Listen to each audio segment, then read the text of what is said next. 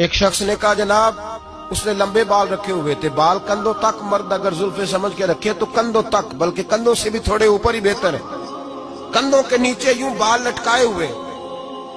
اعلیٰ حضرت رحمت اللہ تعالیٰ علیہ کی خدمت میں حاضر ہوا تو آپ نے فرمایا بال کٹواؤ، کندھوں تک جائز ہے۔ کہنے لگا میرے پیر نے بھی رکھے ہوئے۔ فاضل بریلوی نے ایک جملہ کہا، اور آج جتنے یہ جملہ یاد رکھ لیں اور سنائے ان لوگوں کو جو بھانت بھانت کی بولیاں بولتے اور ہمارے کھاتے پڑتے، کہا جی میرے پیر نے بھی رکھے۔